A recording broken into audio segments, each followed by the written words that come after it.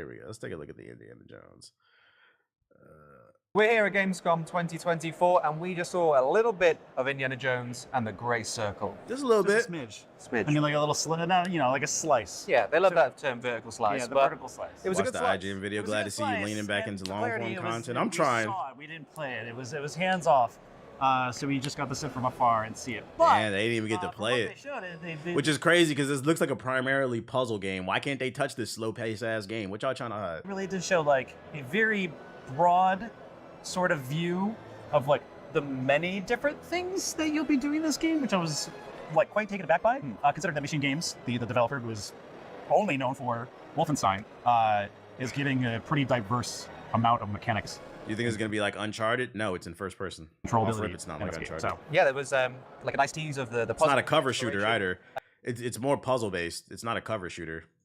Some of the open It has world shooting areas, in it, open though. explorable areas where you can find sort of side mysteries. You're not super focused, so you don't have to be super focused on the main sort of plot, the main MacGuffin to get. There's many MacGuffins See, available puzzles. for you to find. It was almost it's such a strange blend of like first person fist fighting, like a little bit of shooting, a little bit of action, a little bit of but stealth. then you're taking pictures, you're Yeah. doing investigation, and you're like going to your journal and all. That's an interesting way to preview a game. He said it's a strange blend.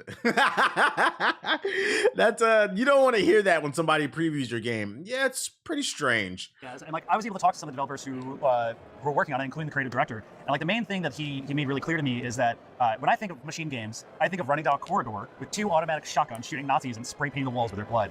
But in contrast to that, he was like, this is a machine games adventure game with like the biggest emphasis on adventure, which means like really for him meant that like this pacing out of like the beat to beat moment of what it actually, as corny as it is, feels like to be Indiana Jones. But when you really put that in perspective, it's like that means being somebody who is exploring. That means investigating. That means like taking pictures and like learning about stuff. But that also means like whipping around and punching. The story looks like it might be interesting, but like the gameplay just looks a little stiff. I think that's my issue with it.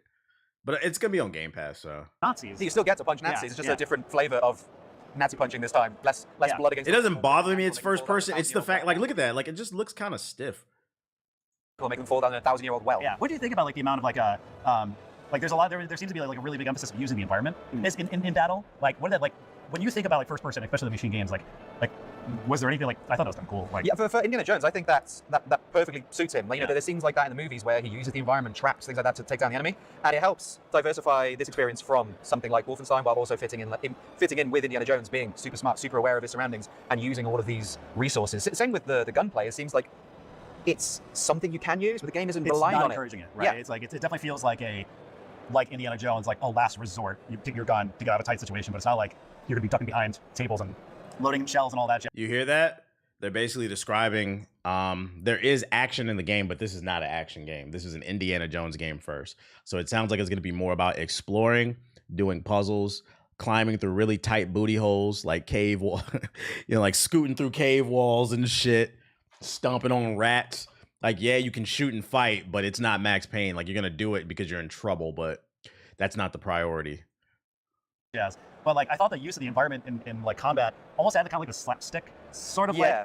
like Matinee action yeah, that suits exactly. Indiana Jones. There's like a sense of levity in the action. Like there's this one bit, it was a really small detail where Indiana Jones like whips a dude and like pulls him, and the guy like falls into like a metal canister and gets knocked out that way. It was one of those things where I had to ask the developers. I was like, is that a thing that actually happens? Like that's really there's like a simulation, right? When you use the environment in such a way that like creates like natural funny moments like that. Also like picking up like a rolling pin, like smashing a dude in the face with it. Yeah, it seems to be a lot of interaction with things that you could pick up, throw, bash people around with. Another moment that really resonated with me was when Indiana's having a fist fight and he gets knocked down. You have to like grab the Yeah, there was like a final stand moment where you turn the camera and have to grab your hat and put it on, and you get a little cutscene Little with the wind, music yeah. sting, and you're like, I'm back in the fight, Yeah. and then you win. I was like, that again it's almost, it's difficult to get away from the fact that this is trying to make you feel like Indiana Jones, but it is tapping into so many of like the great bits Yeah. from the movie.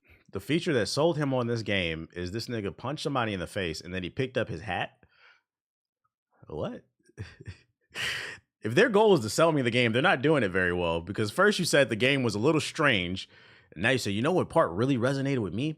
When I hit somebody and I picked up my hat, I just pre-order. Even the disguise element, sneaking into places you're not supposed to be. It reminded me a lot of Hitman elements to it taking on the disguise, but it actually reminds me I felt like Bobby Shmurda when he threw his hat in the air. Like the hat finally came down. Like, wow. of, do you know the old Medal of Honor levels Oh, where you yeah. get the pass and you're somewhere you're not supposed to be and you flash the pass and move Yep, on? yep. It was like that. Those levels, that experience evolved over 20 years, and it seems to work like really You well. can tell he's mid because yeah, I feel like they are struggling to talk about it. I'm a fan of machine games. Is that This is where I said it feels like it, and this is where people have to understand, and where this is where I sympathize or empathize with what journalists to some degree. This is where like when you're covering a game that looks kind of mid, it starts to really feel like a job. It doesn't feel like a job when you're playing a game you're genuinely interested in, or not even a game that you weren't even necessarily interested in, but a game you weren't interested in, and you play it and it still turns out to be really cool. Versus playing a game that's like mid, you gotta find a way to yap. You got to find a way to yap. There were so many times when I was sitting on set working at G4 and they wanted me to talk about X, Y, and Z game. And I'd be like, bruh, I uninstalled that shit. I played it for like an hour. Yeah, but we really need, oh my God, bruh. Just saying words and shit. there's a lot of Yeah, the heart's not in the project. Indiana Jones being a thing or not was really intriguing to me. Like, it's like I really don't know if I can like point to a game as reference where it's like, oh yeah, it's an adventure game where there's like lots of puzzle solving. There's also fist fighting. There's also a little gunplay. There's also like taking pictures. Said, and wait, like, G4 TV? Yes, I used to host a show on there. these other like little things and quips that like kind of took me back as like Indiana Jones fan or not. I did walk away from the screen because I did go in sincerely like a little grumpy because I was like, I love. What up, Wolfenstein. Prince? Like, Fallen in the Water is another Wolfenstein game. I think a lot of people were like that. I love Wolfenstein games. I love Indiana Jones as well. When it was announced, it wasn't. I didn't have a real clear picture in my head as to how it's going to work. Yeah. But this demo really has helped cement in my mind, like, oh, I've got a much better picture Yeah. of what the experience is going to be like. I'm much more excited for it now. Like, Damn nigga, lived my dream. all Wolfenstein. They're so good. They're great. Yeah, it wasn't that great, man. It wasn't that great. Nobody watched it. Not that it was bad, because I thought we did good content, but nobody watched it. So I don't think you wanted that dream, dude. This is a game for boomers. They're not really selling me on this shit. We watched For You Gang. I appreciate it. We got to remember statistically someone didn't have internet access during 2020 to now. This is true. What do we want to watch next? In Zone 2. Let's entertain this. What is this? Welcome, survivor. Oh my God. Challenge ahead. Hey, my hat's off to people that like these type of games, but they're not for me. I'm right with I was jealous as fudge. It looked like a fun job. It was fun. It was tiring and stressful, like shooting all the time, because there were like days where like I would shoot 3, 4, 5 videos in one day, and we're talking about like 30-minute plus scripts. It was a stressful job, but you know, it was fun too, being able to write skits and collab with people. If you weren't on XPlay, I would have cut it off. I feel that. Your favorite genre? Respect to people that play these like life management, city management games, but I can't do it, bro. Respect to people who can go to work 9 to 5, barely manage their own life, then get on the game and manage another. That shit is crazy. I remember the dude made a video about you, and nobody was on his side in the comments. Yeah, because they took me out of context. That was one time, like, and I'll always clout y'all up because I know what you're talking about. After the G4 collapse, like this dude kept making videos about me, and he was taking clips of me out of context and trying to paint me in a certain manner. It's like some type of like sexual deviant or some shit like that.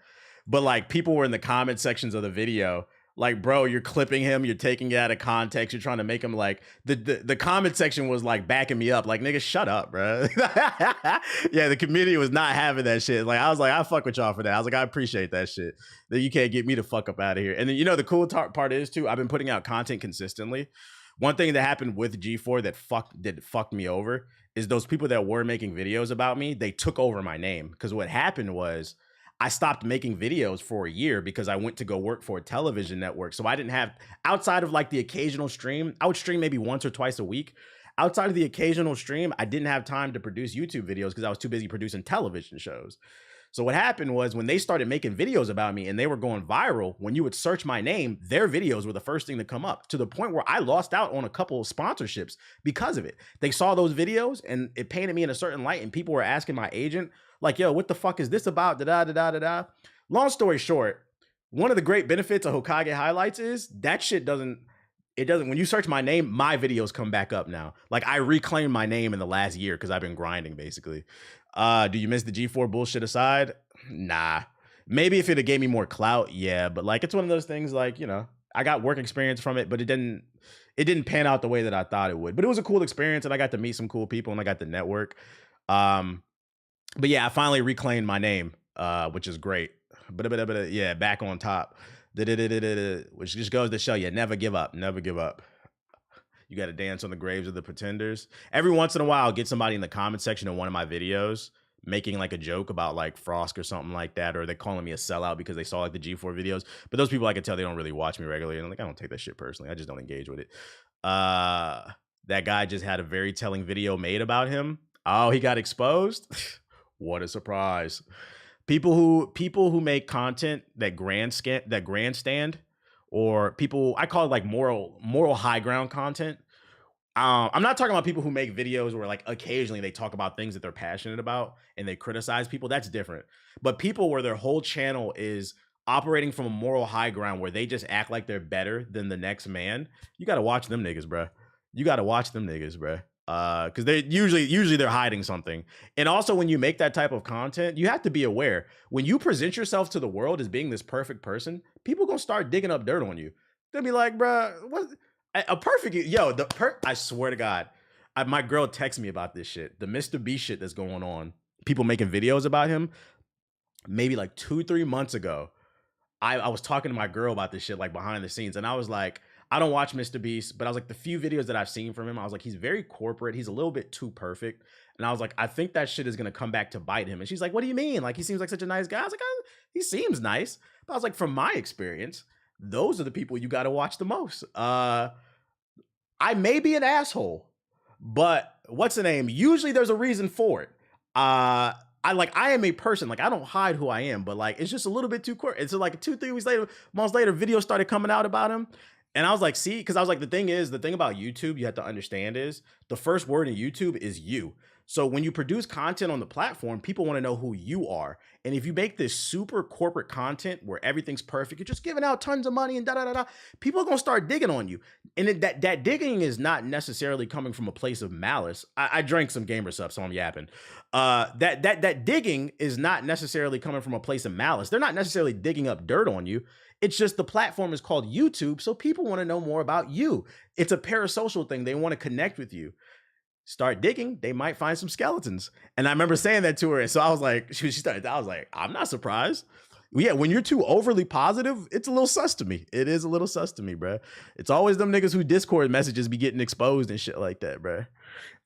Versus me, I'm working on a video and it keeps getting better. It might be 40 minutes plus. It might be, because I got more writing I got to do. I keep coming up with new ideas. Versus me, I've reached out to a lot of different content creators that I want to appear in the video. And every single one of them, people that I don't even follow, bro, I know who you are. I love you. I respect you. Like, off the respect, yeah, I'm gonna hop in the video. The number I grew up watching, I was like, see, gonna happen when you treat people right. You don't gatekeep information just off the strength of people fucking with me. You said FD Hokage, we finna drop a crazy nuke, bruh. I gotta know, is Gamer Subs like actual Gamer Subs, or am I missing some lore? Gamer Subs, it's just an energy drink. That's all. I don't know, man. I think people just being overly negative when it comes to Mr. Beast. Like, how many times have you thought about doing stuff like he does if you had money? Well, no, it's the opposite end of the spectrum, right? If you're the same thing is true, right? Too. I don't trust people whose entire channel is just negative content. And if you're too positive, I don't trust that shit either. It's be a person is what I'm saying. But do I think people are like blowing it out from the videos I watched? If it's true, I don't know. I'm not gonna rule it out. When you get that level of rich, and this is why I'm always going to be at the level that I'm at. When you get to a certain level of making money, you kind of got to step on people. And me personally, I'm not comfortable with that shit. I don't know if this shit is true. It's all a legend. If the stuff is true, if they start coming out with more evidence that he was abusing coworkers and shit like that, I mean, like, what do you want me to do? Well, I mean, I think it's just hard for some people to believe it because they look up to those people. I'm not saying you do.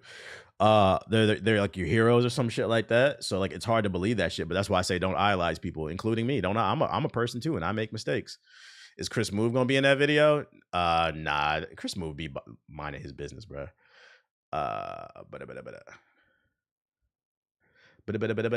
get back to the games though. Stalker 2.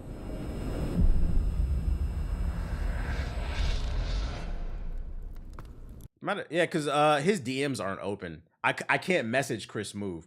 I would reach out to him, but also there's no guarantee that like because I reached out to Flight too. I reached out to him on Instagram, but like he's probably not gonna check his messages. I've been pulling some strings because my agent knows some people that knows Flight's people, but there's no guarantee, and I'm not gonna wait forever. But I'm trying. I got some decent names. I'm trying. A good man is always on time for lunch. Who said I'm a good man? Richter, and the guys from the detention center. And me, Scar. Any Stalker fans in here? So you've seen an anomaly outside the zone. That's why I'm here. I've heard the rumors. It reminds me of Metro. Is it like Metro? Funny feeling there's more trouble to come.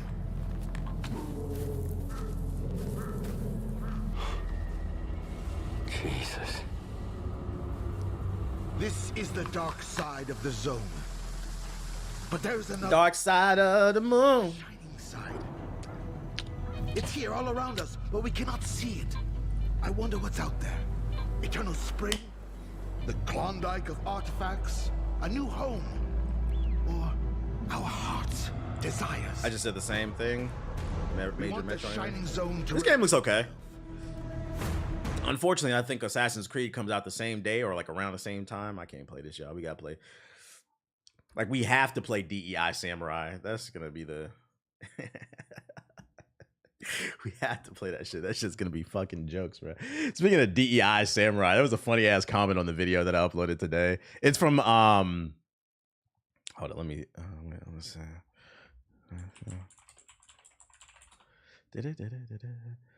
because here it is right here. I pinned that. I gave him the pin of shame too. This is from the Assassin's Creed gameplay that we looked at yesterday. The top comment on that shit. Dude actually is blind and thinks Japanese people are okay with Assassin's Creed Shadows, but never seen any of the Japanese videos criticizing this game and then praising it. I've literally seen one video. There was one video of a Japanese dude on YouTube talking about go woke, go broke. And I've been said his video was sus because if you check out his channel, before that video blew up, his entire channel was failed Let's Play videos. Then he decided to hop on the go woke, go broke shit. His channel blew up. And then like his last 3 videos was talking about Assassin's Creed Shadows. So I said, I was like, you're a little sus too, but I'm gonna let it rock because you're Japanese. Even still, it was one person. We're taking one person's YouTube video and we're now saying all of Japan, that's how they feel. That's how they feel. They don't like the game. And then I replied to him, I was like, it's a couple creators, not Japan. But I bet you didn't see that video of that creator who flew to Japan asking random people on the street if they cared, and nobody did. Not to mention the Japanese government didn't say they did. Cope harder. You're just ignorant. Da-da-da-da. It kind of goes back to like, if you were on the stream yesterday, there was a dude who was talking about Sweet Baby Inc. in the chat, and he was like, "Isn't Sweet Baby Inc. ruining gaming?" And I told him to do more research, and like he at least admitted that like it was just some stuff that he's seen on Twitter, and he kind of believed it. Like he wasn't nasty about it, so I was like, "I'm gonna let you slide," because like you acknowledge that you weren't really paying attention. Because I was like, "Yo, did you like Spider-Man 2?" And he was like, "Yeah." These motherfuckers, yo, it's getting to a point where I feel like they were waging a culture war, and the war is being waged back on them, and these niggas is like swinging in the dark, and they're losing. And all I need is for Ubisoft to make, if this game gets an 8 or higher, I just need this game to be good. If this game is good, this is going to be the go woke. This is going to be 9/11 for the go woke, go broke people. How can it get an 8? It's a nigga in armor. How can it get an 8? How can it get a 9? And based off what I'm seeing so far from gameplay, it's looking like it's going to be good. How could there be a woman assassin? Shit's gonna be fucking funny, bro. These niggas is gonna be sad, boy. Man, get your bitch ass on. Shit is getting weird. You niggas is obsessed. You were captivated by it in the books. Then the movies made you dream of playing. Now it's finally your chance to take flight and play Quidditch for This yourself. Disney Channel ass trailer. Shit. Air Bud is back. And this time he's playing hockey. You thought he could only dribble and shoot? Now he's doing pucks. yourself in the video game. Coming straight to VHS. Harry Potter Quidditch Champions. Play as iconic characters like Harry Potter, Draco Malfoy, Ron Weasley, and many more. You can even create your very own original character. Dodge opponents and score goals as a cunning chaser. Lead your team's defense as a keeper. As the intimidating beater, you control the pace of... Hey, whoa. Hey, who tried to be an intimidator beater? Hey, what position you playing? The intimidator beater. That's the Diddy position. That's just crazy. The diddler on the fucking court. Get the fuck out of here, dude. For yourself as your team's seeker. From the Weasley family burrow to the Quidditch World Cup, you'll compete inside venues you've seen in the movies, as well as places you've only read about in the books. Your path to become a Quidditch legend has officially begun. Truthfully, this game does look fun, but it has two problems. The first being when it releases. I believe this comes out around in next month in September, and Warhammer comes out in September. 2K comes out in September. I feel like there's some Astrobot comes out in September. So it's gonna have a lot of competition. And then the second problem is, although the game looks fun, I'm just not convinced this should have been a standalone game. I feel like this should have been a multiplayer. This should have been the multiplayer mode within Hogwarts Legacy. And the reason being is, like, I feel like they're going to have, if it is successful, I feel like it's going to have a nice boom, launch day, launch month, but I'm not convinced this will be able to hold an audience long term. Like, what's their plan to keep people on the game? Is it free? Not to my knowledge. I believe it's $30. Harry Potter Quidditch Champions, available beginning September 3rd on PlayStation, Xbox, and PC. Yeah, September 3rd. It's just the longevity of the game I think they're going to struggle with. They're going to have to come out with, like, new game modes. Is it going to have a story mode? Like, the content has to be there. I think it's this game, unfortunately, is fighting an uphill battle. It definitely won't be able to hold an audience from that. Battle Pass? Fuck no. Fuck no. We don't need a Battle Pass. 40K might overshadow. I'm definitely playing Warhammer over this shit. I've already made it clear. I said I was interested in this game, but I'm not playing it now, literally because of when it comes out. I'm playing Warhammer. And I'm not going to lie. Me and my niggas is balling. So does it come to PS4? Probably. It looked like a PS4 game. Greedfall 2. I heard the first game is hella underrated. Bertitimad, Karans. Welcome back to the world of Greedfall, I'm about to say, what the fuck did she just say? Did I click the wrong trailer? where adventure and political intrigue await at every turn. Your future is in your hands as you strive to survive amidst greed and corruption. The year is 1231, 3 years before the events of Greedfall. You're a native of Tirfredi, and as this adventure dawns, it is the eve of the initiation that will see you become a Donegad, Nigga fall. Yo, chill. guardian of your people's knowledge, and a spiritual leader. But just as you're about to complete your sacred initiation, you're Concord comes out tomorrow. It sucks it was never given a chance. You know what's crazy? I didn't even know it comes out tomorrow. abducted by strange warriors from Gacan, Yeah, I feel like that game is DOA, the old unfortunately. continent, and thrown into the hull of a monstrous tall ship. Hopefully I'm wrong. After a long and arduous journey at sea, you disembark on the shores of Gacan and discover this foreign world where people have grown distant from nature and now war and conspire amongst them. Current gen is still PS4. Next gen can suck it. We spotted the PS4 owner in the chat. Kai the producer. We spotted the PS4 owner in the chat. PS4 is not current gen. Cut it out, Kai. Well, you must thwart the plans of the terrible. Shit. Oh my god.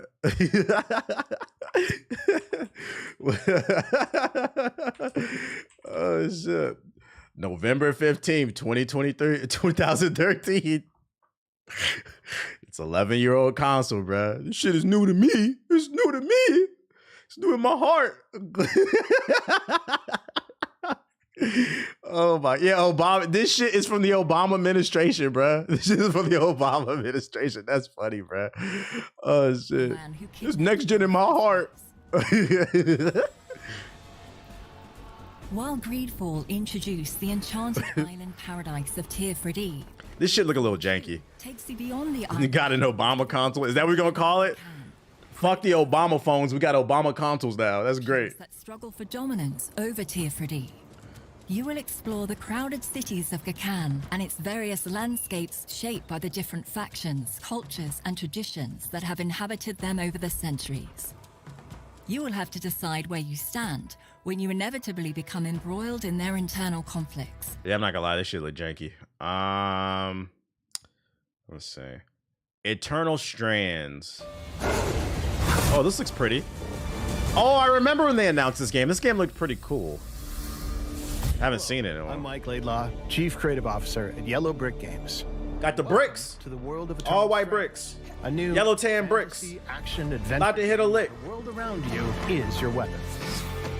In Eternal Strands, It reminds me of Immortals Phoenix Rising, that underrated Ubisoft game that nobody played. Very fun. you will embark on your journey as a young, magic-wielding weaver named Bryn. She seeks to unravel the secrets of the Enclave, a once thriving center of magic now left in ruins. At your base camp, you'll forge bonds with members of your Weaver Band The Weaver Band! in your expeditions with their various skills. You've worked hard for this, and I have faith in you. Bring back vibrant games. Bring back vibrant games. Select your More next color. quest and customize your gear before venturing out through the Loom Gate on your way to discover the fate of these shattered lands. In the Enclave, you can climb and interact with nearly everything you see. The Mantle, the magical cloak on your back, grants you control over frost, flame, and kinetic magic. Combine these elements in creative ways to manipulate the environment to your advantage and defeat your foes. Yeah, this looks fun. This looks like a cop. But the Enclave's foes come in all sizes. I also like that it's kind of like, I don't even want to call it semi-open world. It's like zones. Kind of like, remember like Crash Bandicoot? Remember that era where Platform or Spyro, where you had to run through a portal and then it would take you to kind of an open-ended level, but it wasn't open world? I like that. Like basically levels. Hold an arc. This colossal 25-meter construct wields immense power. Hub world, yeah. Battles. Rather than risking your loot, return to base camp. A day has passed. Reforge your gear with your hard-earned resources to even the odds against the mighty epics. No two battles are the same, as epics roam freely between maps, and extreme weather alters the battlefield in this true physics playground. Harvesting strands from these formidable adversaries allows you to weave new It looks like a mix between Immortals Phoenix Rising, Shadow of the Colossus, with like psychic abilities and shit. What the fuck? But did you beat the Prince of Persia? Nah, I didn't, but I did really like it. I think something came out, so I had to keep moving. abilities into your mantle. With new powers at your command, and the world is your weapon, you hold the key to uncovering the mysteries of the Enclave. Take up the mantle in Eternal Strands. This is what you meant when you said make your own shit at Full Sail? Wait, nah, this ain't no Full Sail game. This look good. This looks like a play. This looks like a good game. It feels like it has potential, but most people won't give it a chance. Probably. You're not wrong. I hate that that's a thing. And you know what kills me too? You have like games like this that look really cool, but niggas want to play Chained Up and Up. But then I'm an asshole. I guess because I'm really for the culture. Then I'm an asshole because I don't want to play Up. No, I don't want to play some $20 game that barely functions where you jump up the whole time. Yeah, streamer games. This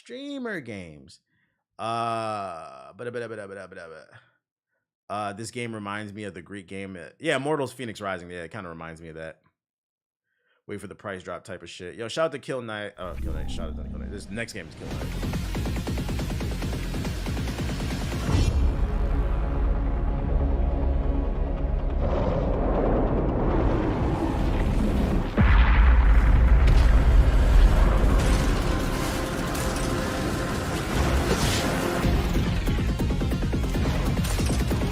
This is a crackhead game.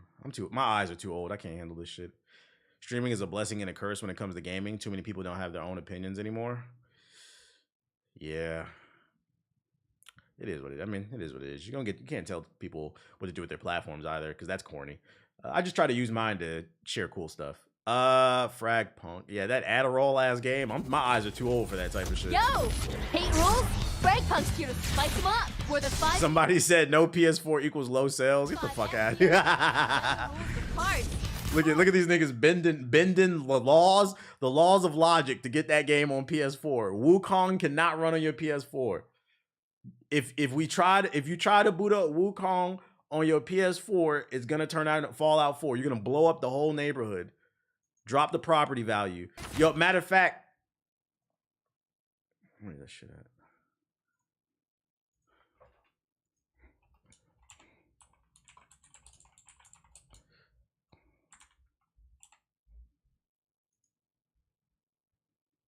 If you boot up your PS4 trying to play Wukong, you're gonna blow up the neighborhood, and that bitch gonna look like the Bronx in the 70s and 80s. It's gonna look like the South Bronx. Where it's at. That's what it's gonna happen. You're gonna boot up your PS4, that bitch gonna turn it. Bombed out Berlin. What happened, bro? The South Bronx is back. The South Bronx is back. Arson, murder, robbery, rape. Oh shit. Let that PS4 go. Care about your neighbor. God damn. Literally. Nah, if you bring enough ice bags, it might work.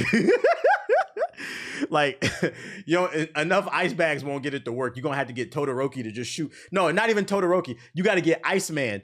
In order to get Wukong to run on the PS4, you're gonna need an Omega level mutant with ice powers, aka Iceman, to sit there and shoot ice beams for 24 hours straight to keep that bitch cool. I don't wanna hear that shit. Anything. They can You're gonna need Mr. Freeze. You're gonna need Iceman, you're gonna need Mr. Freeze and Captain Cold. You're gonna need Captain Cold, Sub-Zero. interact with each other. Oh shit, worlds is colliding. I heard this game is pretty good. I've heard from some people who played it Frozone. Honey, where's my super suit? We gotta play Wukong. So you can blast people up even more. Or find foes when they try to be sneaky. I heard this game is pretty creative. I'm interested in this game. Massive force. You gonna need Katara too? Damn. If you're down on luck, then you better have a good team with you.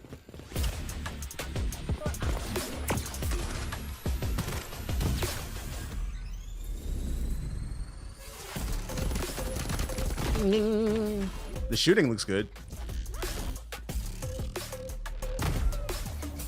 My thing is, how does the card packs like? How is it like pack openings? Do you gotta? Because I would hate for it to be like random cards drops when you open a pack, and then you could buy card packs. Then it's pay to win.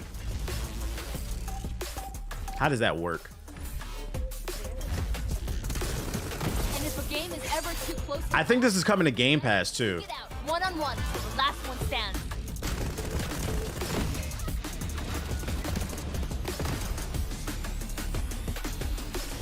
Bend the rules in Fragpunk. Playable with crossplay. Register now on Steam and Xbox. Looks interesting though. So this Delta Hawks Splitgate are the future. Let the games come out first. Let the games come out first before we decide that. Freaking what up, Phil's Pro? Let me use the bathroom real quick, y'all. This Gamer Subs is running through my system. I got a tinkle. BRB. Oh, how does it feel?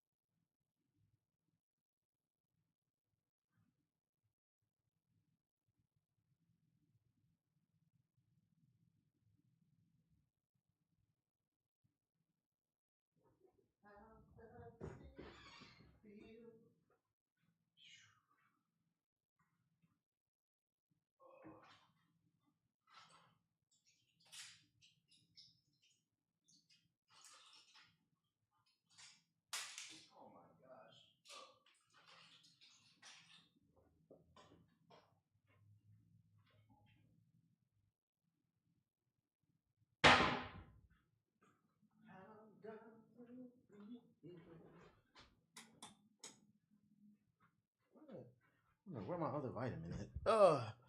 Said I fell in. You know it. You know it. Nah, I was looking for a vitamin.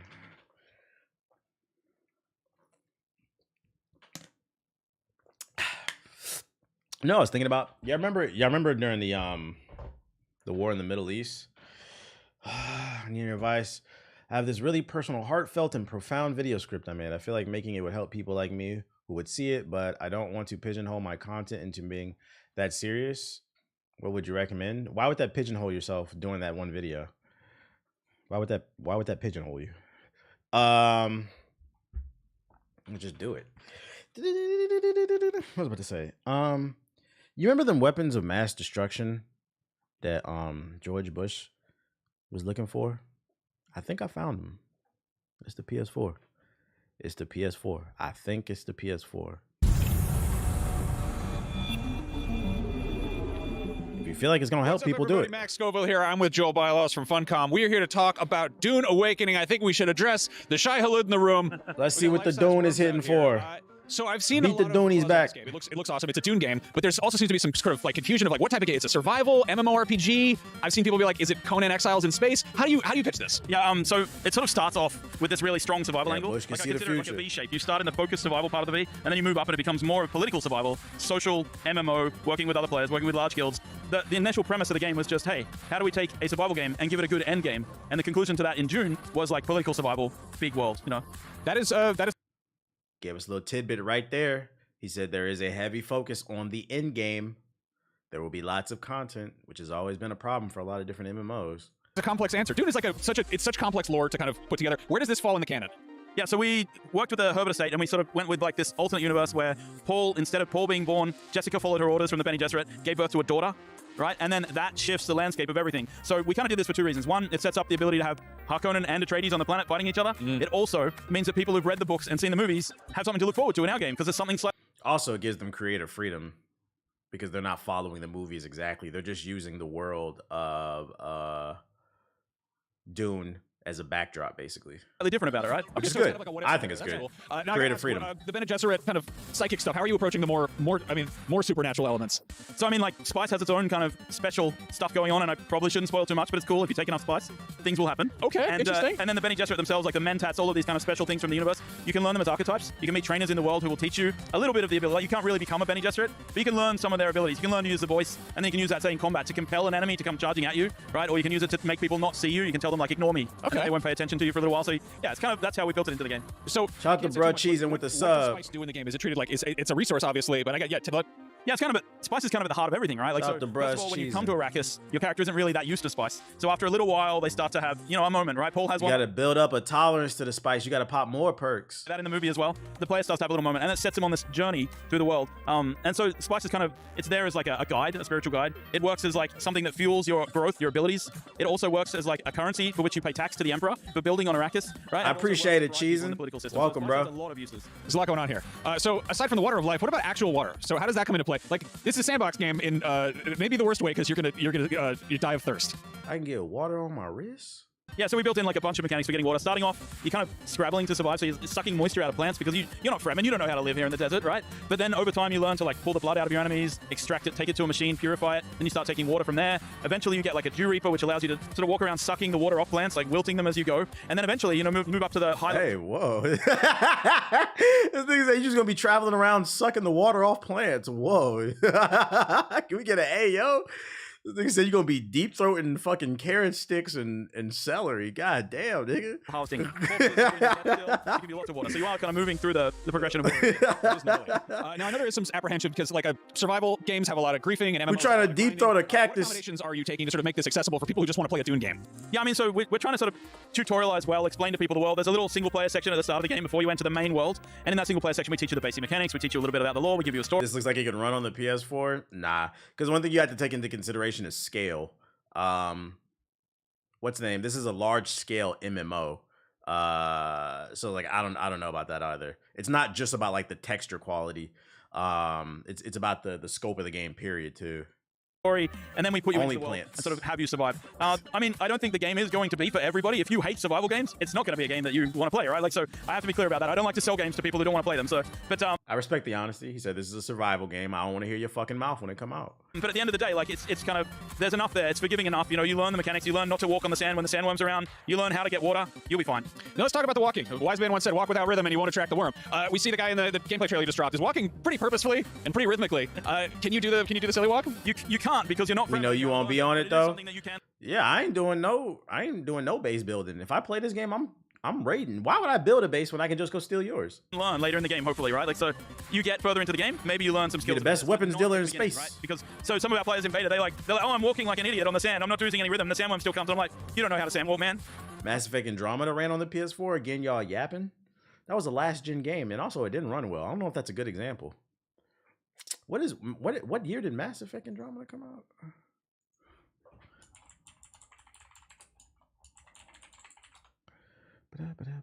Let's see, release date 2017, 18, 19, 20, 21, 22, 23, 24. You're talking about a 7-year-old game on a 11-year-old piece of hardware. I would hope it ran on the PS4. I don't know if you guys, that was 7 years ago, dude. Let that PS4 go. Free yourself from the shackles of the PS4. Please. I know we not comparing 7-year-old games. Yeah, you gotta learn the ways. Now let's talk about the worms. How do you incorporate a giant, kilometer-wide worm into a game? That's a pretty massive even for an MMO. Yeah, so the worms themselves, like, there's two sizes. We have the small worms, which are like this guy, and then we have the Shia, the really big chungus that comes out, you know. So the idea is that, like, yeah, when you're walking on the sand, you create vibrations every time you walk on the sand or drive or ride a vehicle or anything. Can you fight one though? Will always come. It's this huge. Shout out to Dope Eric with the sub. So it's actually there in the world all the time. It's not something we spawn. It's not some scripted trick. It's following and listening, right? And it comes after players in the world. And then when you get to the deep desert, the harvesting. I can't believe it's been 7 years since Mass Effect Andromeda came out. By the way, Jesus Christ, time is flying. That's where the really big worms show up.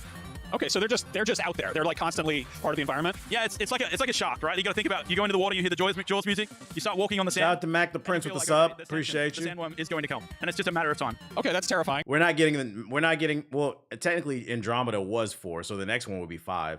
We're not getting Mass Effect 5 until after Dragon Age. I think they're working on, because I think BioWare is very self-aware of they're not in the good graces of gamers after, because they released 2 duds in a row with Anthem and then what was the other one they released? Oh, Andromeda, my dumbass. They released Anthem and Andromeda.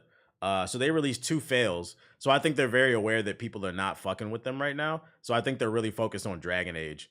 They want to make sure that game is good, and then they're probably gonna. I think they announced Mass Effect way too soon. They shouldn't have announced it until they had like some gameplay to show. I think they announced it too soon. I want to talk about combat a little bit. There's a lot of gunplay we see in the trailer. Obviously, there's the close quarters combat and knife fighting. How are you striking a balance between ranged and melee? Yeah, so June has a really interesting shield mechanic, right? Yeah, Dragon Age is a make or break, so I think they're trying to get it right. So the way the game works is that we have this, enemies use shields, they use ranged. So it's kind of about getting in and out of combat very quickly, getting close to the people in melee, pulling back to use ranged on people who don't have shields. And then, of course, like, we have abilities which allow you to do this, to get in and out. I mentioned Compel, but there's things like the Shigawire Claw, which let you pull yourself into an enemy or force them to stumble. There's all sorts of stuff for moving around the battlefield. So, yeah, it's kind of this combined arms, we call it, this combination of... Like, that looks fun right there. The combat looks good. Melee, ranged, and abilities. We also see some climbing. What are the traversal options here? Yeah, so the climbing is freeform, right? Like, we're sort of in Conan Exiles, we had like freeform climbing. In June, we have a sort of more advanced version of that, where you can climb on anything, but in addition, you can use abilities or suspensor belts. So once you get a suspensor belt, you can kind of just fly, right? You see it in the movies as well. You That's just fire. Sort of fly around in the world, as long as your power lasts. And then, yeah, obviously climbing is. Is there PvP? I don't know. I hope so. Early access. What are the plans for people getting their hands on it? Yeah, so we're doing a persistent beta right now. We'll be adding thousands and thousands of more people to it as we progress towards the launch window, getting more people in to test the endgame systems and the large faction stuff. And then we're looking for an early. Sorry, we're not saying early access. We're saying early 2025 launch window. Cool. Well, I'm dying to check it out. Yeah, 2025 is going to be a crazy year. It's going to be a lot of really good games. 2025 might be another year, not another one of them years like 2023. Question is, how many of them games y'all going to actually play? This looks interesting. Yeah. This looks interesting. What we got? More space. Star Wars launch trailer. Let's see if we can get anything new out of this. Yeah, 2025 looking stacked. K-Vess. The underworld. Get your hey. Get your money up, chat. I don't want to hear it when 2025 come out. Start saving now. Start saving now. We don't want to hear about it. Especially because it's probably going to be a lot of really good games. It's probably going to be a lot of games in contention for Game of the Year. We don't want to hear your opinion. If you didn't play at least 2 to 3 out of the 5 or 6 games nominated for Game of the Year, we don't want to hear your opinion on Game of the Year. All you played is Spider-Man. You didn't play Alan Wake. You didn't play Baldur's Gate 3. You didn't play RE4 Remake. We don't want to hear your opinion, bro. Stay over there. Go play 3v3 Pro Am in 2K.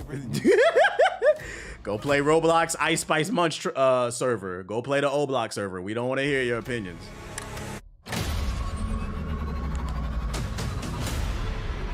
This is your one shot. A safe filled with 157 million. Money's not the issue. How can I get more time? That's real. That's real. Hey, but at least you supporting. I'm not mad at that. I'm mainly talking about the people that want to be part of the conversation and ain't even trying. Inside. Get in. How about getting out? The key to get more time is stop eating so much ass, though. This job, it's a death wish. Games Radar said it's magnificent. What do I gotta do to get a quote, bruh? That's always been one of my goals, to get quoted on one of these trailers. This shit real as fuck, bruh. Your lives are over. Your family, friends, gone. There's nowhere in the galaxy you can hide. He said pay a lot. Stunning by Tech Radar Gaming. You want to live? Get in with the underworld's most dangerous syndicates. And pull off the greatest heist the Outer Rim has ever seen.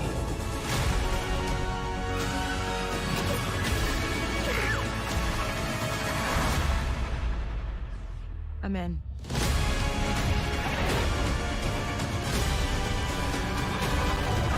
Who's copping day one, chat? Who's copping? Is this a cop for y'all? Or are you going to wait for the price to drop? Or you're not interested at all? This is next Tuesday. It comes out if you get the gold edition.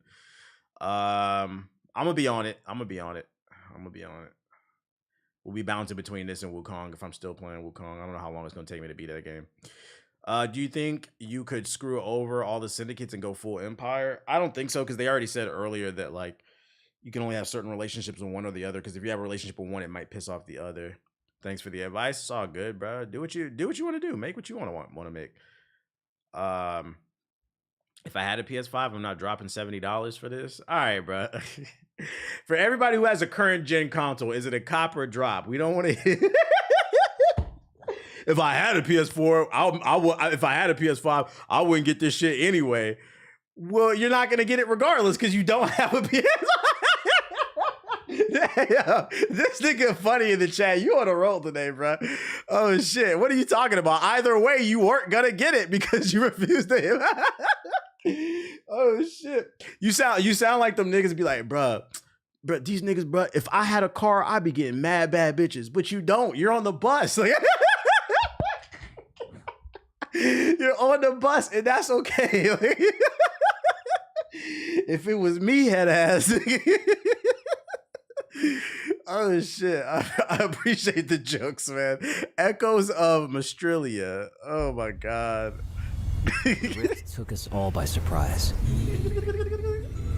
Mistralia was about to vanish into oblivion. Mistralia, you know about Mistralia? But when the goddess called, I answered.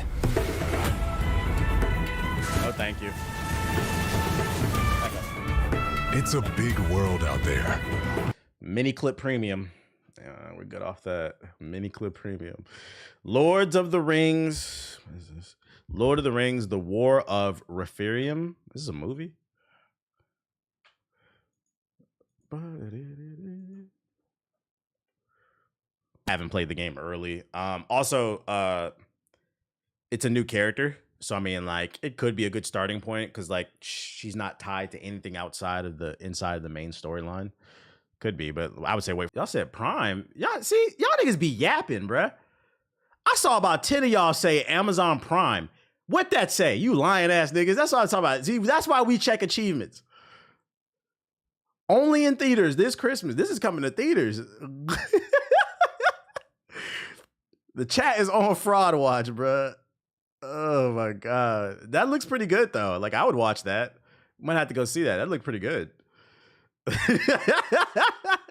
This is coming to theaters. This is a high production. Yeah, I think it's just yapping, bro. King of the Fighters, another Eden. This is a crossover. As a butterfly, deadly. Fuck no. My Hero Academia, you're next. 次は君だ。そう、これからは俺の時代。ダークマイト伝説の幕開けだ。 Is this his origin story? さっき私の邪魔をしてくれたヒーローのガキ様ですか。助けてくださってありがとうございます。醜態にしがみつく者どもよ。己の脆弱さを思い知るがいい。私が次を託した者はお前の。Yeah, where's Native? やはり次は俺だな。I guess it's not. I guess they're next. I'm confused. I thought the show ended because I saw people on my Twitter timeline bitching about the show. So does this take place after the show or something like that? The manga ended. Okay, okay. このままの進路で進むと我が校に到達します。今失うわけにはいかないよ。助けよう。ここは俺が引きつける。 The music hit me. 諦めるなんてらしくないんじゃない。もしもの時は私が私でいられるうちに。なぜ邪魔をした。ヒーロー気取りの犠牲者が。俺たちはヒーローだ。俺が憧れた象徴は俺はオールマイトの勝つ姿に憧れた。僕たち全員でオールマイトのように笑顔でみんなを。 This movie canon? I don't know.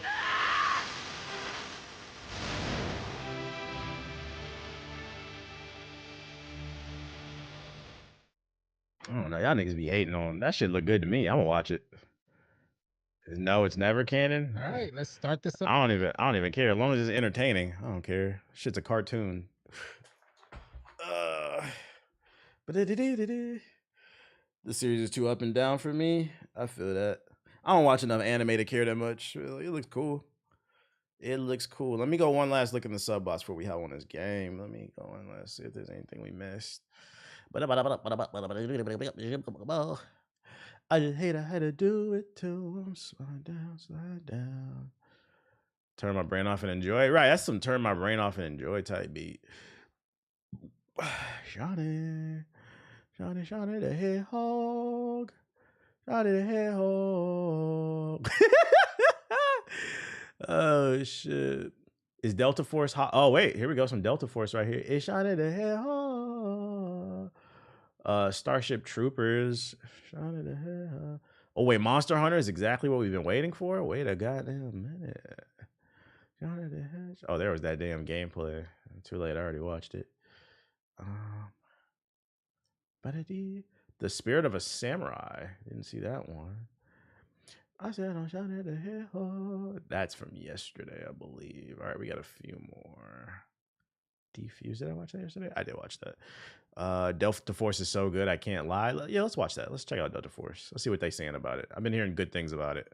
We are here in Cologne for Gamescom 2024, and we have just played about an hour of Delta Force Hawk. Yes. Yes, the upcoming free-to-play tactical. Hoping Borderlands 4 is decent. I it's got like I wouldn't hold your breath after the movie. Extraction modes, there's an upcoming campaign, but the bit that we played was basically, I mean, we'll call it, it's their Battlefield mode. A lot of people have already compared it to Battlefield. It's definitely trying to snatch back some of that Battlefield audience, especially the ones that are still a little ornery with how 2024 released. Like, that game has come a long way since release and made some changes, but this is very much a Battlefield-esque. Any advice on the big head boss in the beginning? Delta Force brand. Yeah, get good. Yeah, it was weird when the game was announced because I was like, I played Delta Force Ground Warrior when I was like 11. Yeah. And that's what I did. Come out within that brand. There's it's also an old brand. Yeah, the original studio, Sierra, doesn't even exist anymore. And back then it was a fairly grounded tactical shooter. Yes, it was. Yeah, it was one of the earliest tactical shooters. We're looking at PS4 for this is Delta Force on PS4, chat.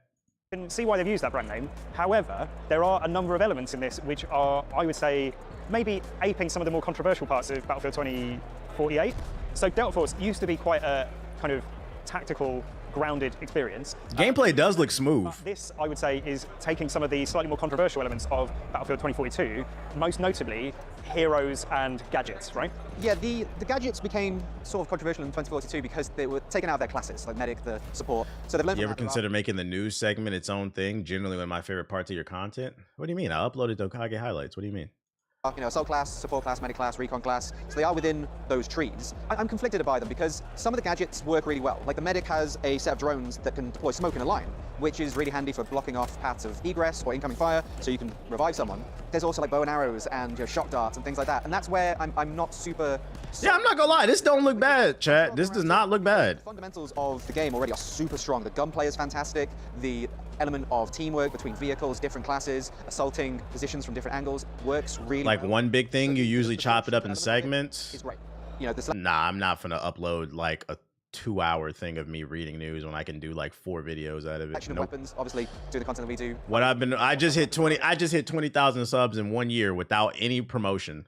The channel's doing fine. Customization available, yeah, absolutely. All of that works super well. It's really solid. The gunplay. 4 videos from 2 hours is better than 1 because now that's 4 times the algorithm can promote me. Curious as to how that will develop. When the time to kill is hella fast. Gadgets start to become, when more of these gadgets become available, because I think it's going to be a game where it's easy to pick up, easy to succeed. I have thought about making a separate VOD channel. But like I'm still kind of on the fence about that because there's a website you can use to auto export VODs, like full VODs, to YouTube. But then I'm worried about cannibalizing myself. So like if I were to do that, like I want Hokage highlights to get bigger first, like maybe 100,000.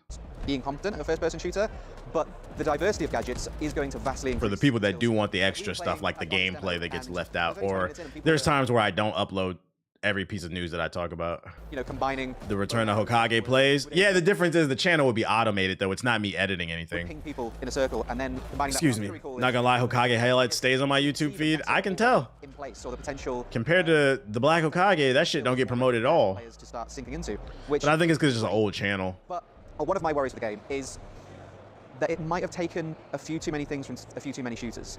There was a little bit of Rainbow Six Siege in there in terms of some of the gadgets, some of the, like going for a tactical shooter, at least with the sort of Battlefield-esque mode, having those gadgets that are a bit Rainbow Six Siege felt a little odd, but again, to their credit, it is something new. It's the way. Why is that a bad thing? Is Rainbow not a good game? Why is it? We complain about peeking around corners in a tactical shooter? Up the Battlefield formula for their own game, so maybe it's just a case of getting used to that. Feels like, to me, a little bit like I used to play Rainbow Six Siege. I know you did as well for quite a while, and it runs the risk of becoming one of those games where the main channel gets pushed in my algorithm because of the highlights. You know, it's funny. In my analytics, the #1 source for viewers, like people who watch one video and then go to the main channel, is Hokage highlights. It'll say what your viewers watch. So like in theory, if I can get Hokage highlights, that's the only reason I'm not giving up on the Black Hokage. If I can get Hokage highlights even bigger, it'll push the main channel even more because like that'll promote my videos. Get reacquainted with all the new heroes and gadgets and the meta. Or, you know, it's gonna. Got to get the Black Hokage's wife YouTube channels taken down first. Why? I can just take their money.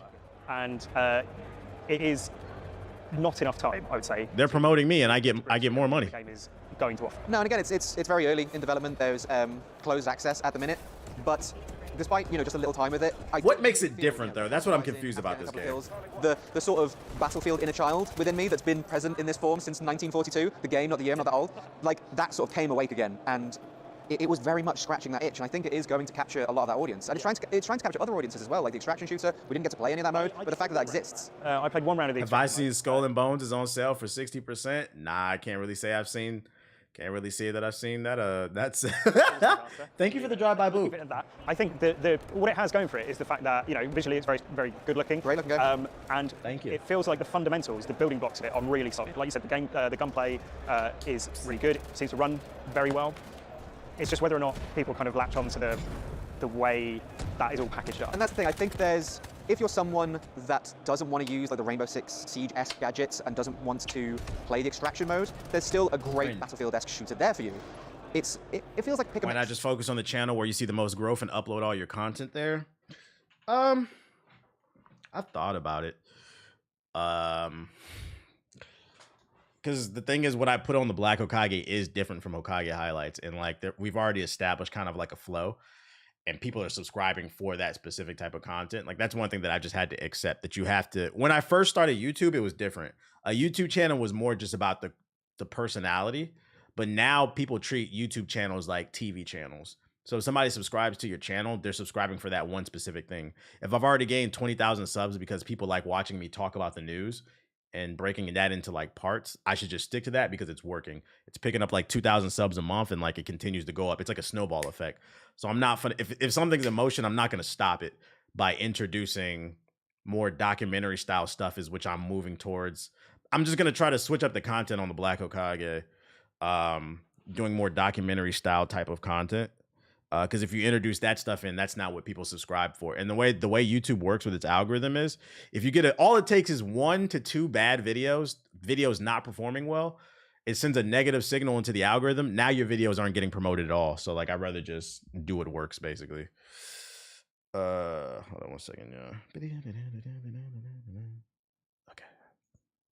So if you're Would you mind a TikTok highlight? I already have a TikTok page. Really get into and really enjoy. It does pretty well. Really succeed at. It's just whether, like, just how much that crosses over, like what the Venn diagram is between all those audiences. But extra content is good, right? No. Like it came out into the closed access, a lot of attention, a lot of. Shout out to you, Omar. We see you. It is well deserved.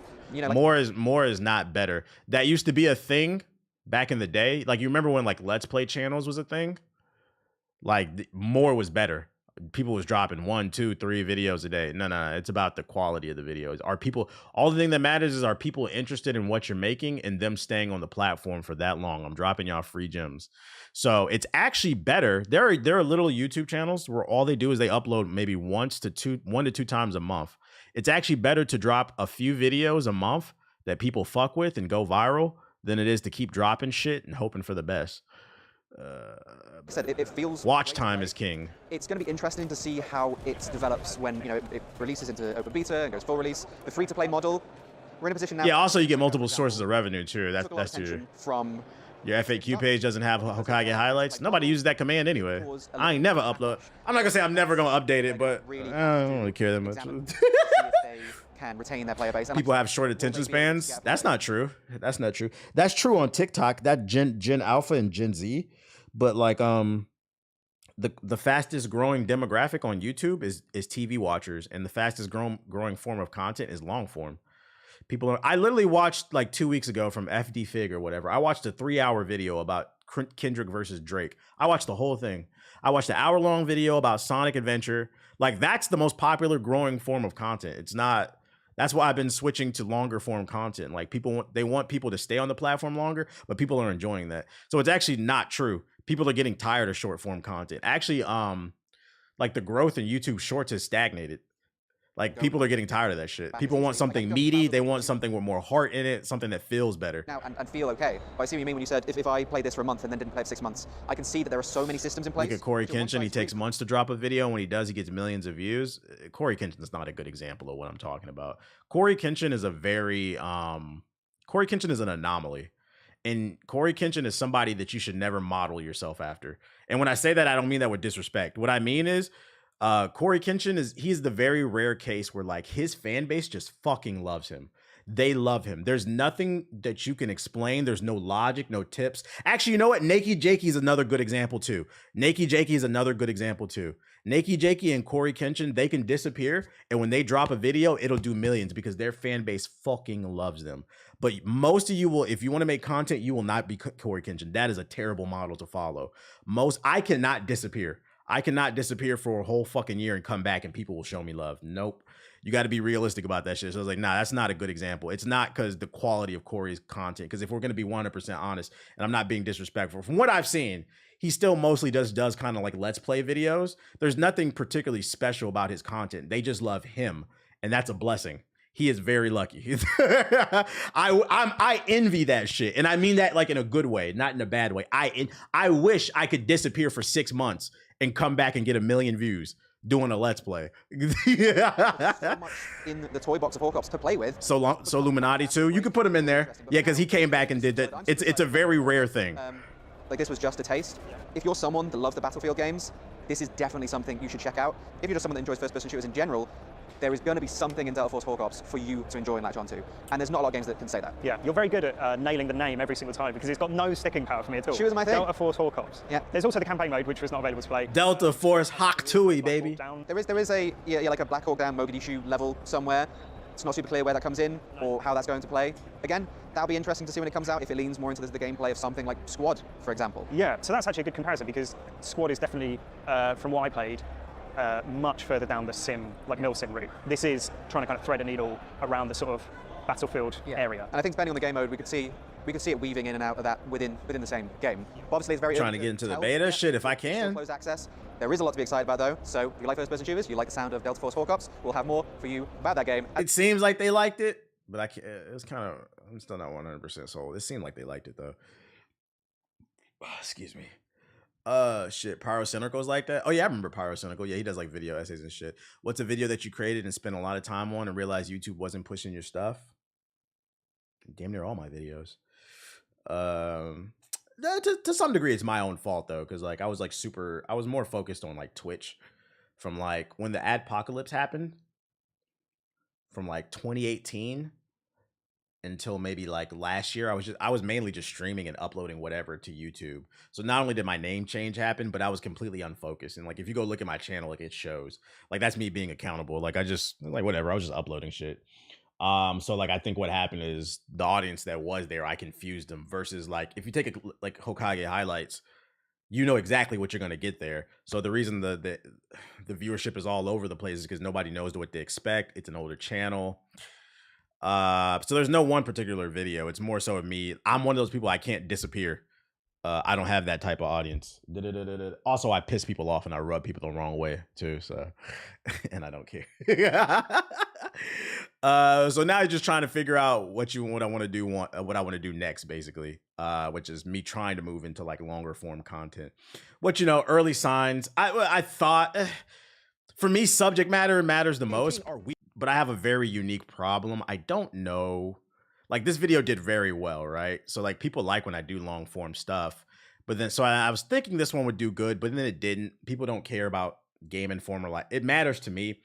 I have a serious problem where there's a lot of things that I care about, but people don't care about what I care about. Comes with being opinionated, pretty much. I accepted that. So like it's trying to figure out what I care about, but also what other people care about, and then seeing if I can make a long form video out of that. And what sucks is the data that I can work with, it's not very useful for me. So it's just a lot of guesswork. Let me see. You got to study this stuff though. Let's see, audience. Let's see. If we go like into analytics, what my audience watches on the Black Hokage. They watch Hokage highlights. They watch I'm Just Saying. They watch GI. Those are the top 3 channels in the last 30 days. So it's a very insular community. Then we got Foot on the Line, got Brutal Sim, Chase Money, All City Live, Daquan, Uncle Demi, Chase Money, The Gamer, All Souls, Daquan. Again, I don't know who this is, and Button Chick. I have no clue. I have a very large 2K audience, it seems. I don't know what kind of 2K content to make, if there's even any content. Let's see what videos y'all be watching recently. Recently, y'all been watching a lot of Hokage highlights, GI, the AO podcast. That's kind of like, because I see thumbnail with a low in it. That's 2K. Afro, so anime gamers. My data is just all over the place. It's not. Yeah, I got a lot of basketball niggas basically, but I don't make a lot of basketball content. So like I'm making things that people are not interested in. You got a love-hate relationship with the 2K community. Not the community, more so the game. AO is NBA content, not 2K. Oh, okay. So it's like, damn, maybe I should make basketball videos. Like that would be so random. I mean, it shows because the last video to pop off is a fucking basketball video. But I like games. You see what I'm saying? But then it's weird because then you go over here and I'm talking about games and I'm talking about every game. And most of these videos are popping off. We're getting to a point where we're starting to average 10 to 15,000 within 24 hours, which is good for a channel this damn. I'm hitting almost 100% viewer to subscriber ratio. I'm hitting like an 80%, which good would be 10. So I'm way I'm way, what's the word I'm looking for? Way ahead of schedule on this channel. But this channel has a different audience with like gamers, so it's like trying to figure out what the fuck do I do with this damn channel. So if you were starting from scratch, how would you go about making YouTube content now? Making what I'm interested in and then putting my foot down and doubling down, basically. Yeah, overachieving is the word. You can make funny 2K content. Well, it's weird. I did, and people didn't click it. People didn't click it. So what happens is, fucking, I find myself overthinking how to package the fucking video. I've changed the damn title on this video 1 million different times. I changed the thumbnail 4 different times. After a while, you got to give up. After a week, you just got to give up on it. If it's gonna, one thing I've learned, if you want to know about content creation, if a video is gonna go, it's gonna go. It really comes down to the topic. I like TBA channels like a boiling pot of games and information. Too many newer channels are making gaming walkthrough video. I don't make gaming walkthroughs. Personally, I'm not a fan of 2K, so you lost me on those videos. Hey, that according to the analytics, that's what most of y'all watch, though. I'll figure it out.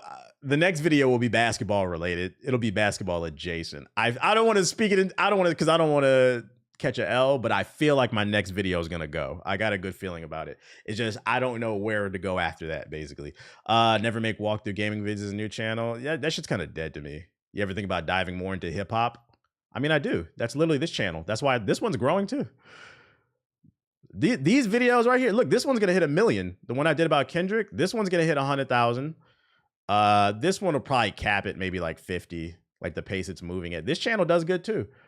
My channels with 20,000, I have, this one has almost 30. It's 29,000 subs. This one has 20,000 subs. It does better than this channel. Ain't that crazy? If it's one thing I think of, I hope it has a lot of cussing to the point where like, I'm like, yo, should I just stop making videos for this and then just focus on streaming this channel and this channel? That's what I've been thinking about. Just abandoning this channel. Not even making an announcement. Like my new name would just be Hokage Highlights. Unless I crack a code. I'm going to try the long form stuff. We're going to figure it out. I don't know. I'm trying. The Rad Brad got the walkthroughs on lockdown. You said no, don't stop. I've been a very long time viewer, so I watch at least 97%. Yeah, I have on this channel, I have a hardcore audience of people around 10 to like 30,000 viewers, but most at 700K are dead. They'll subscribe and not watch anything else. It's almost like the channel needs an audience reset. Yeah, if like, you know what would be a really cool feature? If YouTube could tell you like the number of active viewers, people who actively have watched your channel in the last 3 to 6 months. And then if you wanted to, you could decide to like just delete all the subs, right? The people who are not watching your channel, I would do that. Like if my actual number is 100,000, I would take that 600,000 off this shit. Cause like I said, like these channels, they got 20,000 subs, they're doing better. I think a lot of channels would be exposed. LOL. That should be a new, do like an annual purge, man. I'm yapping though. I'm yapping. We almost got like 900 people in there. I appreciate everybody who's new and hit the follow button. Hit the follow button if you knew. Is there a way AI can help you break into the algorithm? Trust me, I've been trying to figure it out. TBH make long videos, like long. Here's why I've been dipping my toes in making longer videos, because I have. But making even longer, like hour plus, I'm not gonna lie to you. I don't think y'all understand how, like, let's see. Let me go back to the channel. We're just yapping, right? I'm off the subs. Oh shit. This video right here was 1855, 19 minutes. Let me see if I can find the script. What's that? Let me see. Game Informer.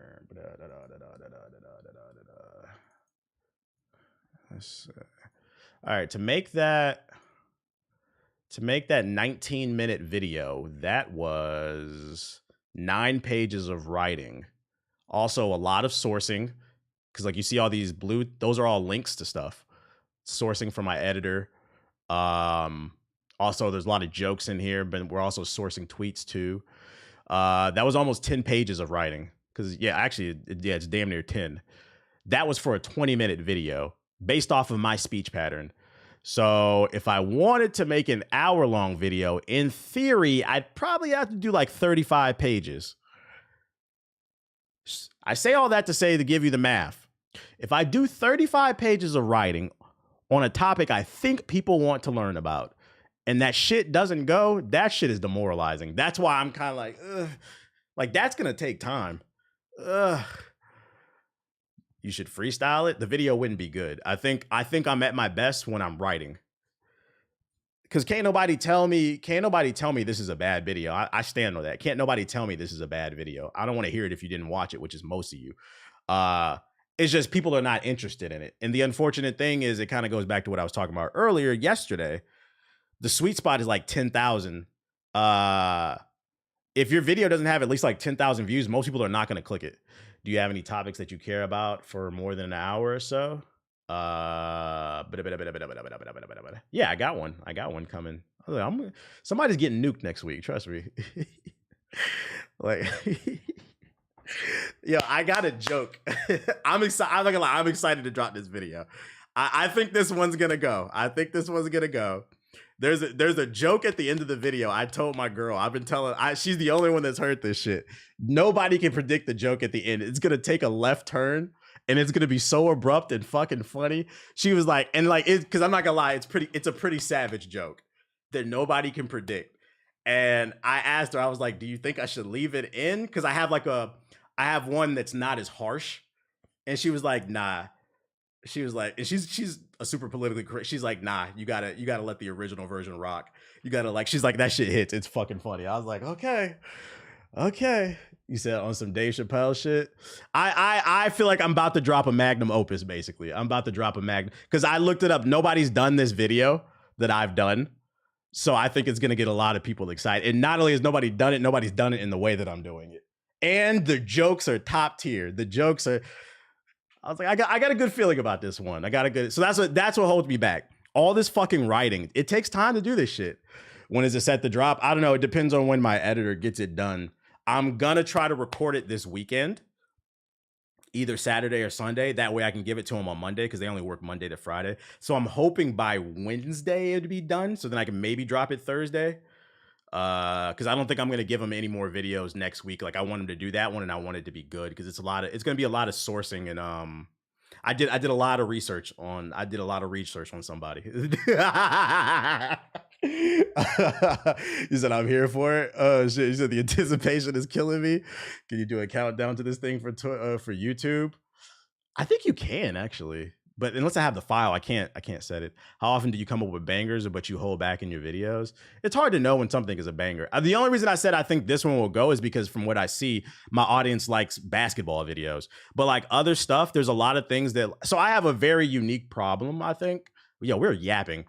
I have a very unique problem where I'm too black for the white kids, but then I'm too white for the black kids. Basically, I'm in this really weird space where I don't appeal to a lot of people.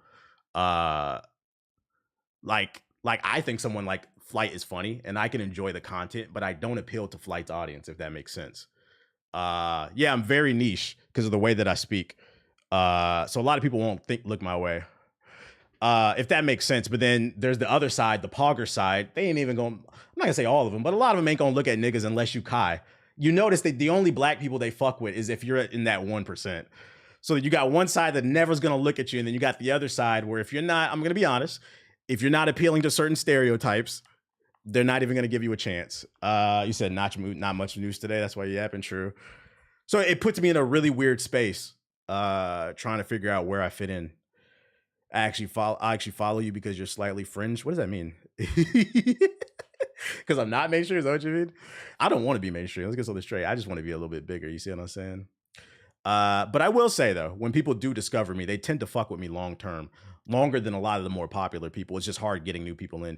Do you ever struggling translating your humor to scripts? Not really. That part comes easy to me. I'm not gonna lie. I'm God blessed.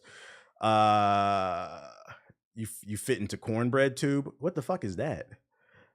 What the fuck is that? And you blunt with truth, which a lot of people are not a fan. Yeah, because it rubs people the wrong way. But I'm always gonna be honest about shit. The problem is the drama that comes with it. Might be some drama after I drop this video because that nigga's emotional and I think it's gonna make him mad. Oh shit. You're not yelling enough? Yeah, I'm not gonna yell. You're real enough for me to actually know you're being honest, you're unapologetically you.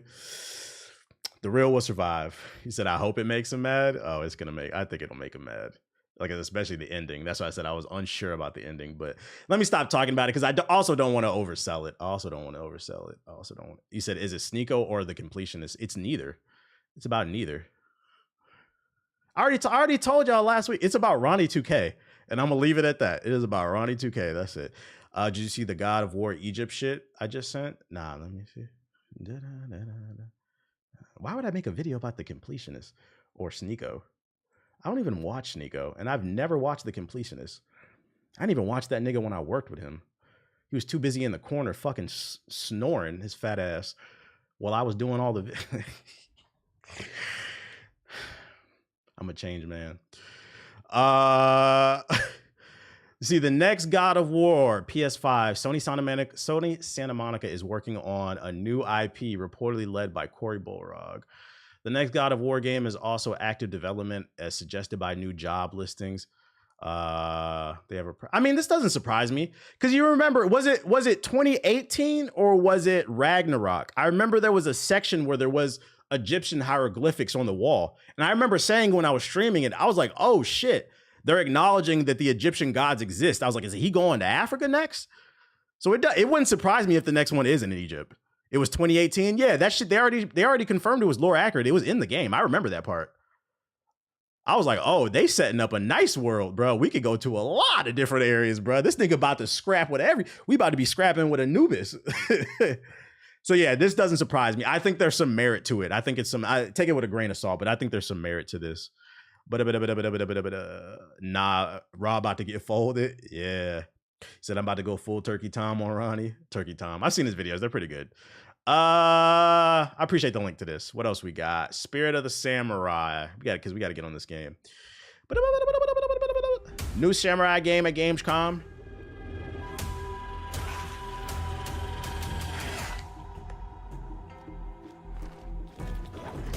Before 2018, there's a comic where he goes to Egypt. Also, the world building is already there.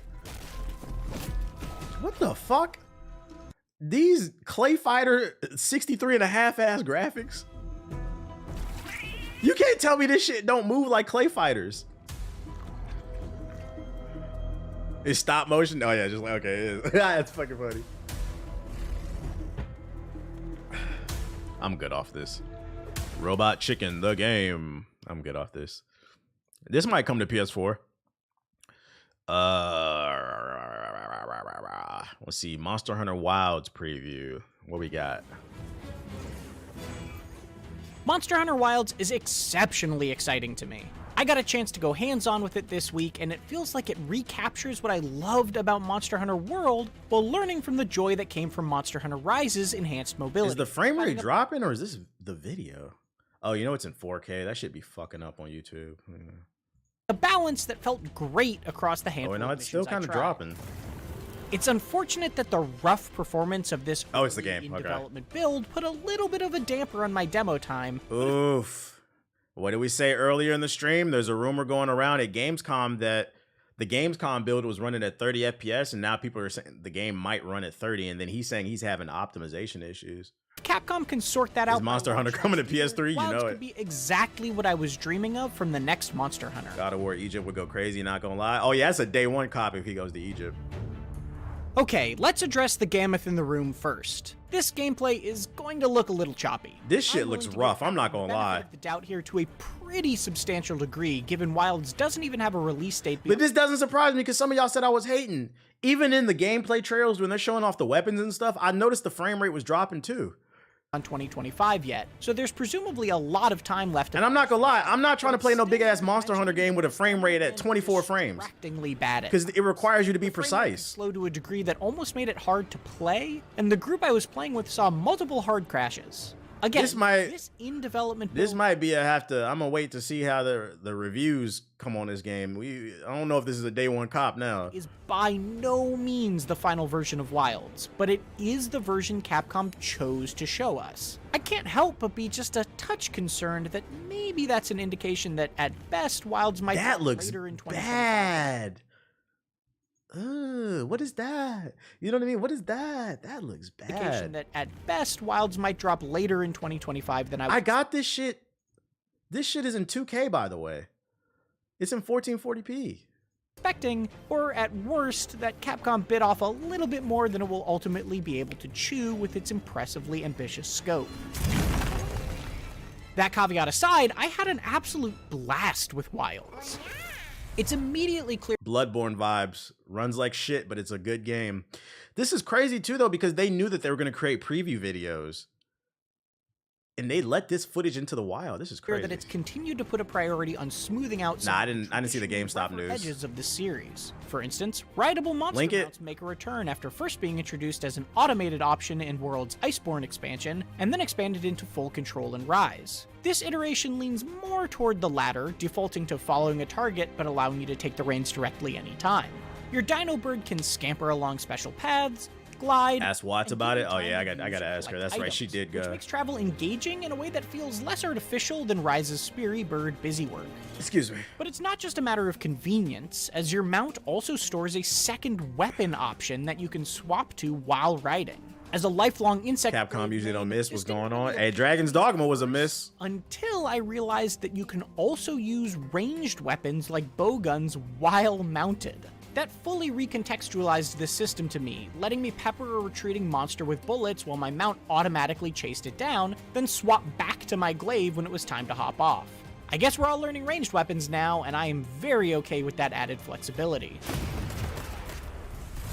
I can only really speak to my experience with the Insect Glaive when it comes to how weapons have changed, but I was surprised by the adjustments I saw there, most of which seem to be in service of the new focus mode that lets you more. The game looks pretty, like the vibrancy. Monster parts and special weak points. I found myself with a lot more options to sidestep or make micro adjustments while attacking, with seemingly fewer combos that would end with a move that killed my momentum, and more opportunities to really control how I was. Nah, I'm not a big fan of Monster Hunter, June. I'm hoping this is the one that gets me into it, because people love this series. I just could never get into it just yet, but it feels like that Rise philosophy of speeding up some of the clunkier parts of combat is alive and well, even if you aren't flying around on a wire bug. I thought y'all were PC elitists, not PS5 Sony ponies. Y'all switched up. There are two massive changes. Me personally, I've never called myself a PC elitist.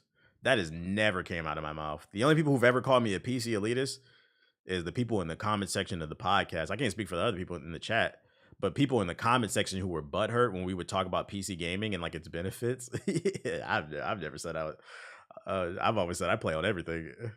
Changes that radically alter. He said, I am. Fuck console. Black Hoodie is. First, landing your aerial attack no longer bounces you back into the air for a chain of helicopter blade slicing, which was admittedly a huge drag to discover. But the loss of that goofy fun is at least partly we just not on PS4. More convenience tweaks, as hitting a weak point with the special focus strike move will not only deal tons of damage, it also immediately collects all 3 Kinsect essences at once, massively speeding up that process in the mid to late part of a hunt. Your aiming reticle now also has a helpful little indicator that tells you which essence the monster part you're aiming at will provide, and managing that system feels like less of a hassle all around. Even in my short playtime, I saw so many examples like Raptors. Stuff that doesn't undermine the challenge and deliberate pace that makes Monster Hunter what it is, but does make the experience that much smoother. There's a quick option to use whatever recovery items you have that will minimize waste. Your hook can grab most items from afar, even while mounted. Collecting at gathering points moves just a bit quicker. You can finally pick up bomb barrels after placing them, and firing an SOS flare will even fill your so you can get your resources back. Yo, this shit is struggling. Real people online are able to join. It's a laundry list of tweaks that aren't necessarily revolutionary, but all make so much sense you wonder why it wasn't like this before. You think Chris Bosch is in the fight? Yo, leave Chris Bosch alone. Longer too. Rather than kicking you back to town after a successful hunt, the second mission I did was structured closer to something like Iceborne's Guiding Lands, where you can stick around after to explore more or immediately take on a new mission, with world events and other dynamic things coming and going around you. Rather than starting from a single tent, there's even a surprisingly large outpost on the map I saw, complete with NPCs to talk to. I didn't really get to dive into much of this side of Wilds in my demo, but it could add up to a very different feel between fights. Is and this from the what Switch I did version? see, Wilds is shaping up to be pretty much what I hoped for. A Monster Hunter that embraces the parts of Rise that made it so much more inviting, but also doesn't shy away from the larger scale and depth that helped make World the more enduring entry for me. It's hard to tell exactly which way that needle will point after just a few missions, or if these structural changes will swing. Is it more combat focused? I hope so. I certainly can't wait to play more so I can find out. For more on Monster Hunter Wilds, don't miss the most recent What's the trailer from comment section on Gamescom, this? as well as its This is I'm not gonna lie, this is probably gonna be a game. I gotta see the reviews. I don't know if this is a day one cop after watching this preview. I might watch for the reviews before I order a copy. If they can completely remove for real, they took away aerial combat completely. They're complaining about aerial combat. Did nobody see the frame rate? Is the Monster Hunter community blind? Let's talk about that. Look, everybody's complaining about aerial combos. Did y'all see the frame rate? This is crazy. It looks to me like a group of people are gonna buy this shit regardless. They don't care about the quality of the game. That's what they saying in the comments. Yo, shout out to J Soul with the sub. Appreciate it. That's interesting. I respect the delusion. As a Monster Hunter fan, they do not care. They do not care. The human eye can't see more than 30 frames. Starship Troopers Extermination. Hi, I'm Chaz Barker. I'm the lead game designer of Starship Troopers Extermination. Chaz. It's about something we're introducing to the game. It's this monstrosity of a tank, but in bug shape. It's called the Tankabug. It has a suite of different moves that it's going to ruin your day with. This is bootlegs. Bug experience as close to the movie as possible. What's that shit that just came out and died? Helldivers. Yeah, Full Sail Helldivers. Possible for you. Temu Helldivers. Show some actual gameplay. Farah, aka Tammy. I'm the lead environment artist on Starship Troopers Extermination.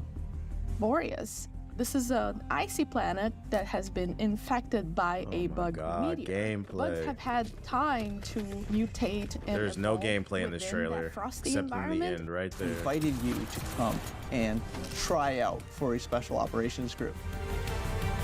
When we launch in console in October of 2024, that is just the start of a very robust roadmap of features and gameplay moments that we'll be bringing in, so you can expect to see tons more bugs and worlds to explore in Starship Troopers Extermination. Meh. Yeah, I know Starship Troopers. I know Helldivers is based off Starship Troopers, but how the fuck did Starship Troopers become the bootleg version of itself? That's crazy. That is fucking crazy. Somebody said something about GameStop retro stores. News. Wait, one day ago. Let's see, retro gaming is coming. Let's go. Visit a GameStop retro location to shop fan favorite games for history's greatest consoles. If they're dealing with more retro gaming, it's good in a sense that it'll make more retro games and platforms more readily available. It'll make it easier to find because now you can go to GameStop Retro. But on the flip side, I think it's probably going to be bad because they're going to tax. Because one of the issues with retro gaming right now is like, and this is why I be telling y'all to keep y'all games. People be taxing for these games, bro. Like that company DK Oldies, they like people hate them. Let me go to their website. They be overcharging for old dusty ass shit. DK Oldies, and I feel like GameStop is gonna do the same thing. Like look at this. They want it's on sale right now. They want $170 for an N64. It's on sale now, but $230 for a Wii. $260 for a NES. Let's go. Let's see. Let's just go to Sega Genesis games. $80 for Wii Sports. Like, yeah, they're gonna be taxing on this shit. $20 for a Sonic the Hedgehog 2 cartridge. This shit is on sale. But these are the normal prices. Like, this is crazy. Techno Football, $45. Although I do know people really love that one. But you can get those for less than $70 each at your local mom and pop. If you got a local mom and pop, a lot of people don't have that stuff. They charging full price for these. A lot of over full price, bro. Look at his store for old games. What's this? E-Star Land? I've never heard of this. This is in Virginia. Bro, nigga, I live in LA. You want me to come to Chantilly, Virginia? I got no damn E-Star Land. The store looks nice though. I did just pay $80 for a game. Like, think about that. That shit was $300, $400, $500 back then. You paying the same price in 2024 and it's used? No, I'm not buying no Bubsy